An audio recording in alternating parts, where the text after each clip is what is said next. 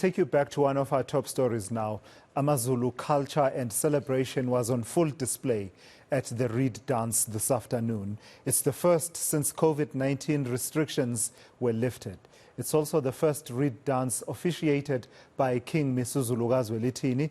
Let's continue to unpack the significance of this event.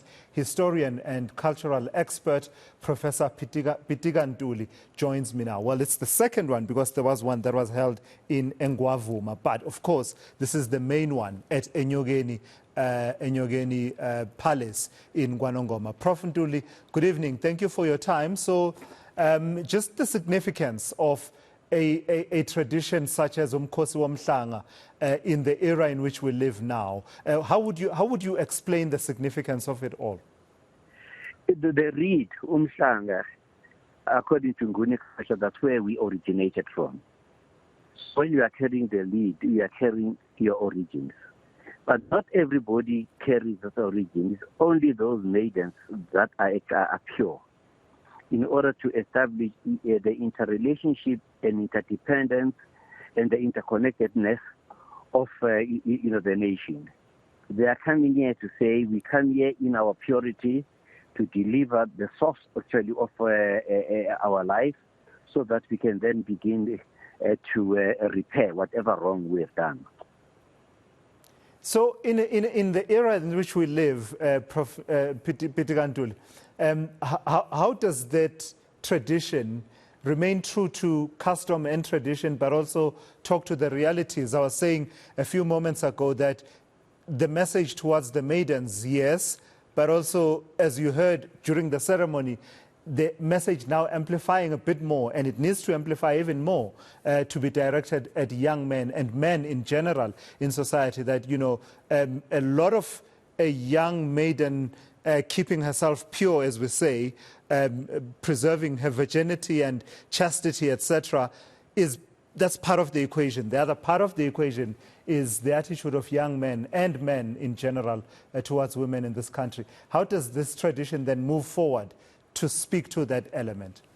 What it really means to say is that we also have got to take a step back, because in ancient and even in recent history in the Zulu culture, when women, young girls were on one side, then the young men, bayabutwa, then they become part of the regiments. And it is within those regiments where they are taught the issues of chastity, where they are taught the issue of their culture, where they are taught how to respect nature in all its forms.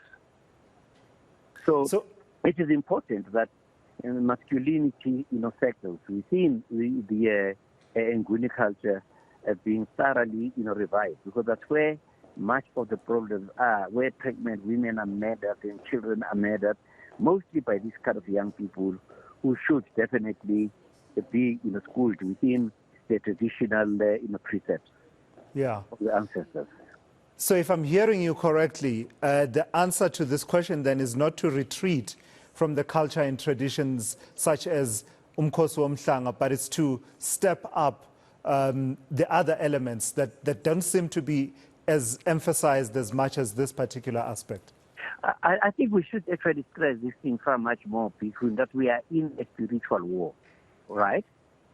And within that spiritual war, the ancestors were given us a land to protect. Our idioms and our sayings all are saying we must protect, we must not pollute the start. So all of those issues within the spiritual realm, and between the spiritual realm ordered by the Umkhosi, all these things really need to be done. So we need, therefore, to encourage the Zulu kingdom and everybody else to revive those spirits where the youth are got actually aside actively to do so, because otherwise the government is not going to do anything. The government, people who are ruling there, they've turned away from their own ancestors. They've turned away from their own gods and worship different gods, that are there. Yeah. So the ceremony such as this one, Umkhosi, with them, is to re-ground us into our sense of Africanness.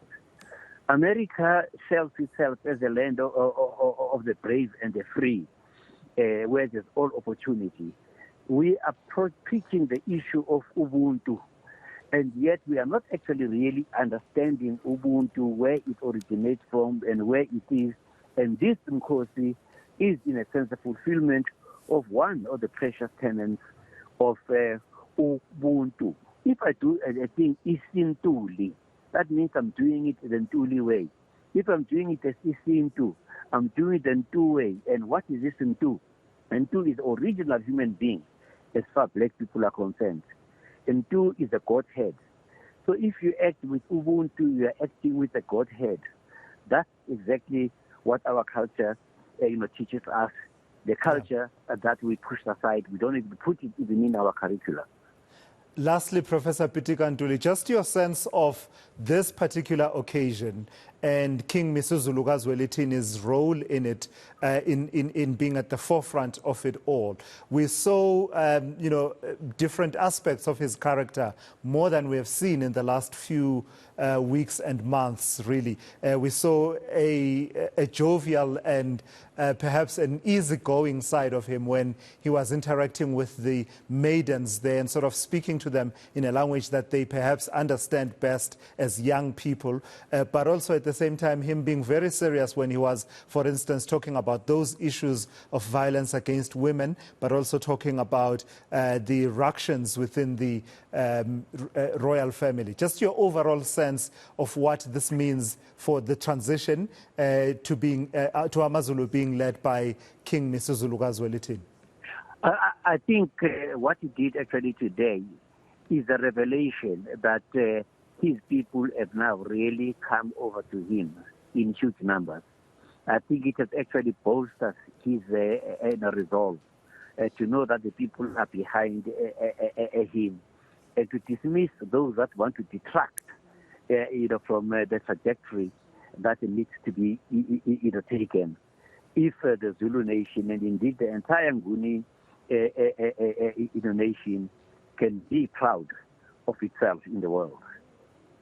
All right, Professor Pitika Ntuli, let's leave it there. Let me take you back